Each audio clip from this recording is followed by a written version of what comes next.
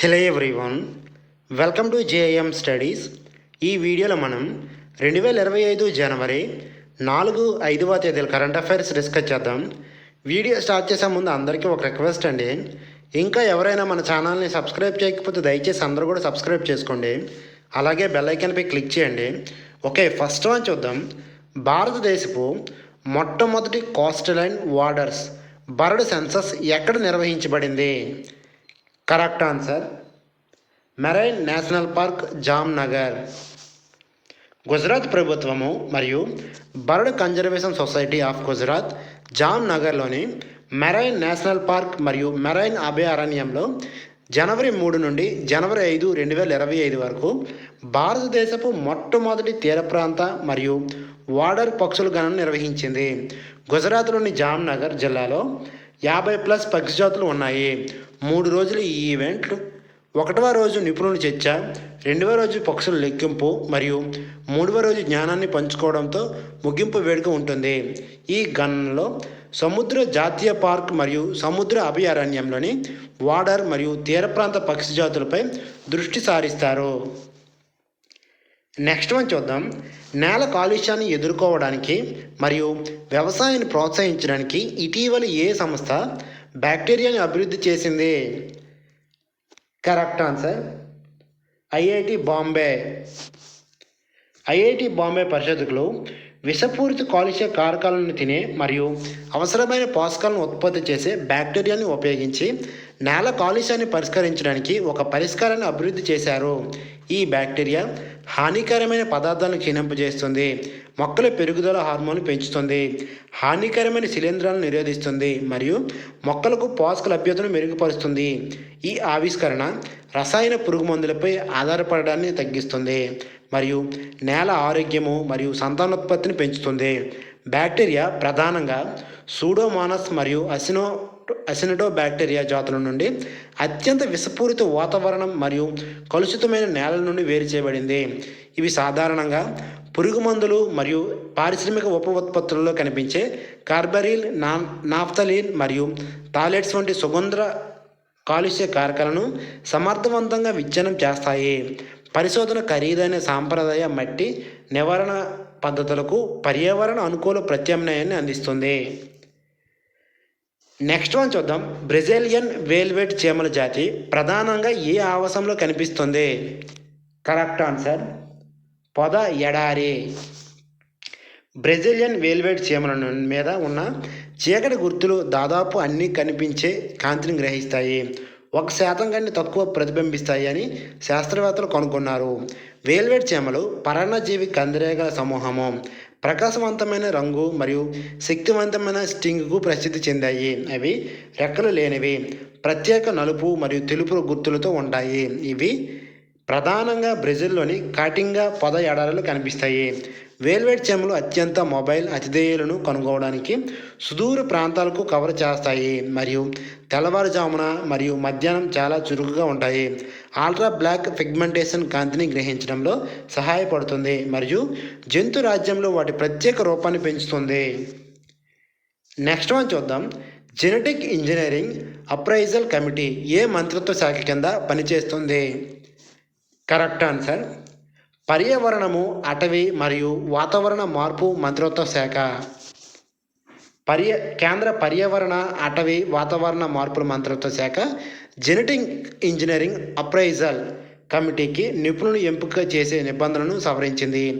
జిఈఏసి అనేది పర్యావరణ చట్టం 1986 కింద రూపొందించబడిన ప్రమాదకర మరియు జన్యుపరంగా జెనెటిక్ ఇంజనీరింగ్ చేయబడిన జీవుల కోసం 1989 నిబంధన ప్రకారం చట్టబద్ధమైన కమిటీ. ఇది 2010లో జన్యు ఇంజనీరింగ్ ఆమోద కమిటీ నుండి జన్యు ఇంజనీరింగ్ ముదింపు కమిటీగా మార్చబడింది. జిఈఏసి పర్యావరణ మంత్రిత్వ శాఖ ఆధ్వర్యంలో పనిచేస్తుంది. అటవీ మరియు వాతావరణ మార్పు. నెక్స్ట్ వన్ చూద్దాం. భారతదేశము జీడిపి బేస్ ఇయర్ని ఏ సంవత్సరానికి సవరించింది? Correct answer 2022, 2023. ఆర్థిక ముదింపుల ఖచ్చితత్వాన్ని పెంపొందించే ఒక ముఖ్యమైన చర్యలో భారత ప్రభుత్వము 2011-12 నుండి 2022-23 వరకు స్థూల దేశీయోత్పత్తి గణన కోసం బేస్ ఇయర్ని నవీకరించే ప్రణాళికలను ప్రకటించింది. ఈ పునర్విమర్శ ఒక దశాబ్దంలో మొదటిది. ప్రస్తుత ఆర్థిక ప్రకృతి దృశ్యం మరియు నిర్మాణాత్మక మార్పులను మెరుగ్గా ప్రతిబింబించే లక్ష్యంతో ఉంది. నెక్స్ట్ వన్ చూద్దాం. ప్రపంచ బ్రెయిలీ లిప్ దినోత్సవాన్ని ప్రతి సంవత్సరం ఏ రోజున జరుపుకుంటారు? కరెక్ట్ ఆన్సర్ జనవరి 4. బ్రెయిలీ వ్యవస్థను కనుగొన్న లూయిస్ బ్రెయిలీ జన్మదినాన్ని పురస్కరించుకొని ఏటా జనవరి 4న ప్రపంచ బ్రెయిలీ దినోత్సవాన్ని నిర్వహిస్తారు. 2018లో ఐక్యరాజ్య సమితి జనరల్ అసెంబ్లీచే గుర్తింపు పొందిన ఈ రోజు దృష్టిలోపం ఉన్న వ్యక్తులకు అక్షరాస్యత, స్వాతంత్రం మరియు చేరిక కోసం బ్రెయిలీ యొక్క కీలకమైన సాధనంగా ప్రఖ్యాతను తెలియజేస్తుంది. దృష్టిలోపం ఉన్న సమాజం యొక్క హక్కులు మరియు అవసరాల గురించి అవగాహన పెంచడం మరియు సమ్మిళిత సమాజాన్ని సృష్టించడంలో ప్రాప్యత యొక్క ప్రాముఖ్యతను హైలైట్ చేయడం ఈరోజు లక్ష్యము. నెక్స్ట్ మనం చూద్దాం. భారతదేశంలో మొదటి గాజు వంతెనను ఏ రాష్ట్రం నిర్మించినది? Correct answer Tamil Nadu. తమిళనాడు ముఖ్యమంత్రి ఎంకే స్టాలిన్ పలువురు ప్రముఖులతో కలిసి కన్యాకుమారిలో భారతదేశపు మొట్టమొదటి గాజు వంతెనను నిర్మించారు. ఈ వంతెన 2 ఐకానిక్ ల్యాండ్ మార్కులను కలుపుతుంది. వివేకానంద రాక్ మెమోరియల్ మరియు 133 అడుగుల తిరువల్లూర్ విగ్రహం కన్యాకుమారి యొక్క ఆకర్షణను ప్రధాన పర్యాటక కేంద్రంగా పెంచుతుంది. తమిళనాడు ప్రభుత్వము 37 కోట్ల చొరవతో నిర్మించబడిన ఈ గాజు వంతెన సందర్శకులకు ప్రయాణ అనుభవాన్ని మెరుగుపరచడం మరియు స్థానిక పర్యాటక రంగాన్ని పెంచడం లక్ష్యంగా పెట్టుకుంది. మాజీ ముఖ్యమంత్రి ఎం కరుణానిధి తిరువల్లూర్ విగ్రహ ఆవిష్కరణ రజతోత్సవం సందర్భంగా ఈ ప్రాజెక్టు జరిగింది. ఈ గాజు వంతెన దేశీయ మరియు అంతర్జాతీయ పర్యాటకులను ఆకర్షించే ఒక మైలురాయి పర్యాటక ఆకర్షణగా మారుతుందని భావిస్తున్నారు. నెక్స్ట్ మనం చూద్దాం. లడ్కీ బహీన్ పథకాన్ని ఏ రాష్ట్రం ప్రారంభించింది? Correct answer Maharashtra. జూన్ 2024లో ప్రారంభించబడిన లడ్కీ బహీన్ స్కీమ్ లబ్ధిదారులను మహారాష్ట్ర సమీక్షిస్తుంది. ఆర్థికంగా వెనుకబడిన వర్గాల మహిళలకు నెలకు 1500తో ఈ పథకం మద్దతునిస్తుంది. కుటుంబ ఆర్థిక ఆదాయం 2.5 లక్షల లోపు ఉన్న మహిళలు మాత్రమే అర్హులు. బడ్జెట్లో బీపీఎల్ కుటుంబాలకు ఉచిత ఎల్పీజీ సిలిండర్లు మరియు రైతులకు ఉచిత విద్యుత్ కూడా ఉన్నాయి. పథకం వార్షిక వ్యయం 46,000 కోట్లు. ఇది ఆర్థిక స్థిరత్వంపై ఆందోళన పెంచుతుంది. ఖర్చులు ప్రభుత్వ జీతాల చెల్లింపులపై ప్రభావం చూపుతాయని ఆర్థిక శాఖ హెచ్చరించింది.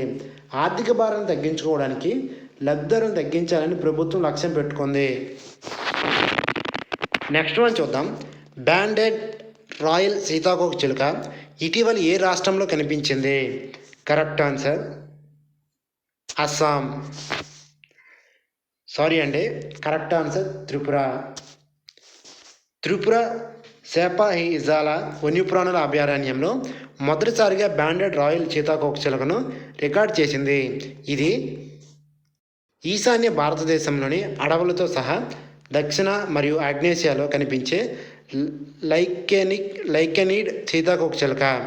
భారతదేశంలో 3 ఉపజాతులు ఉన్నాయి: మకాంటియా, టార్పీనా మరియు ఇంద్ర. మగవారి లోతైన ఊదా శేను ఉంటుంది. ఆడవి తెల్లటి గుర్తులతో గోధుమ రంగులో ఉంటాయి. అండర్ వింగ్స్ లేత గోధుమ రంగులో తెల్లటి బ్యాండ్లతో ఉంటాయి. ఇవి బ్యాండెడ్ రూపాన్ని అందిస్తాయి. నెక్స్ట్ వన్ చూద్దాం.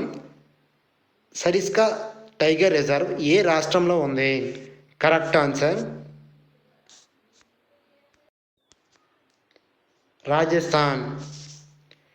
మగపులి T2402 సరిస్కా టైగర్ రిజర్వ్ నుండి బయలుదేరింది మరియు 3 గాయపరిచింది.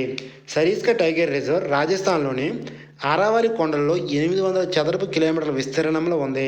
ఇది 1955లో రిజర్వ్గా మరియు 1979లో జాతీయ ఉద్యానవనం కావడానికి ముందు అల్వార్ మహారాజు కోసం వేటాడే ప్రదేశము. ఇది ప్రపంచవ్యాప్తంగా పులులను విజయవంతంగా తరలించిన మొదటి రిజర్వ్. ఈ ప్రాంతము దేవాలయాలు, రాజభవనాలు మరియు పాండుపోల్, బంగర్ కోట, సిలిసర్ సరస్సు మరియు జైసముంద్ సరస్సు వంటి సరస్సులకు ప్రసిద్ధి చెందింది. నెక్స్ట్ వన్ చూద్దాం. మహిళలకు ఉచిత బస్సు ప్రయాణం కల్పించేందుకు శక్తి పథకాన్ని ఏ రాష్ట్రం అమలు చేసింది? Correct answer Karnataka. ప్రీమియం లేని రాష్ట్ర బస్సులలో మహిళలకు ఉచిత బస్సు ప్రయాణాన్ని అందించే శక్తి పథకాన్ని అధ్యయనం చేయడానికి మంత్రులు మరియు అధికారులతో సహా ఆంధ్రప్రదేశ్ నుండి ప్రతినిధి బృందం కర్ణాటకను సందర్శించనుంది. ఆంధ్రప్రదేశ్ కూడా ఇలాంటి పథకాన్ని ప్రారంభించే ఆలోచనలో ఉంది. పథకం యొక్క కార్యాచరణ అంశాలు, ప్రయోజనాలు మరియు సవాళ్ళను అర్థం చేసుకోవడానికి 15 మంది సభ్యుల ప్రతినిధి బృందం కేఎస్ఆర్టీసీ అధికారులతో నిమగ్నమై ఉంటుంది. కర్ణాటకలోని కాంగ్రెస్ ప్రభుత్వం అమలు చేసిన శక్తి యోజన ఏడాదికి పైగా విజయవంతంగా నడుస్తుంది. శక్తి పథకం రైడర్షిప్లను గణనీయంగా పెంచింది. ప్రతిరోజు 23.17 లక్షల మంది ప్రయాణికులను జోడించింది. నెక్స్ట్ వన్ చూద్దాం. టిన్నిటస్ని నిర్ధారించడానికి మరియు నిర్వహించడానికి సరసమైన పరికరాన్ని ఏ ఇన్స్టిట్యూట్ అభివృద్ధి చేసింది? Correct answer IIT Bombay. IIT Bombay పరిషత్తులో టిన్నిటస్ని నిర్ధారించడానికి మరియు నిర్వహించడానికి సరసమైన పరికరాన్ని అభివృద్ధి చేశారు. టిన్నిటస్ అనేది బాహ్య మూలం లేని ధ్వనిని గ్రహించడం. ఇది తరచుగా వయస్సు, సంబంధిత వినికిడి లోపం, చెవిగాయం లేదా ప్రసరణ సమస్యల వల్ల సంభవిస్తుంది. లక్షణాలు: నిద్రకు ఆటంకాలు, నిరాశ, ఆందోళన మరియు సందడి చేయడం లేదా గర్జించడం వంటి ఇతర ఫాంటమ్ శబ్దాలు. కొత్త పరికరాల వ్యాధి పురోగతిని పర్యవేక్షించడానికి ఖచ్చితమైన టిన్నిటస్ మ్యాచింగ్, అనుకూలీకరించదగిన చికిత్స మరియు ట్రాకింగ్ సాధనాలతో సమగ్ర విధానాన్ని అందిస్తుంది. రోగులకు వారి ప్రత్యేక పరిస్థితుల ఆధారంగా వ్యక్తిగతీకరించిన సంరక్షణను అందించడం దీని లక్ష్యము. నెక్స్ట్ వన్ చూద్దాం. ఏ రాష్ట్రంలో ఏనుగుల జనాభా 7 సంవత్సరాల పెరుగుదలను సూచిస్తుంది? Correct answer Assam. అస్సాం యొక్క తాజా ఏనుగుల జనాభా అంచనా 2024 5,828 ఏనుగులను అంచనా వేసింది. ఇది మునుపటి 2017 గణన కంటే 109 పెరుగుదలను సూచిస్తుంది. ఈ సమకాలీకరించబడిన అంచనా వ్యయము, అవసరాల విచ్ఛిన్నం మరియు మానవ ఏనుగుల సంఘర్షణలు వంటి సవాలు ఉన్నప్పటికీ అస్సాం యొక్క ఏనుగుల జనాభా యొక్క స్థిరత్వాన్ని హైలైట్ చేస్తుంది. కీలక పరిశోధనలు ఏనుగు నిల్వల యొక్క కీలక పాత్రను నొక్కి చెప్పాయి మరియు మెరుగైన పరిరక్షణ ప్రయత్నాల కోసం సిఫార్సులను అందిస్తాయి.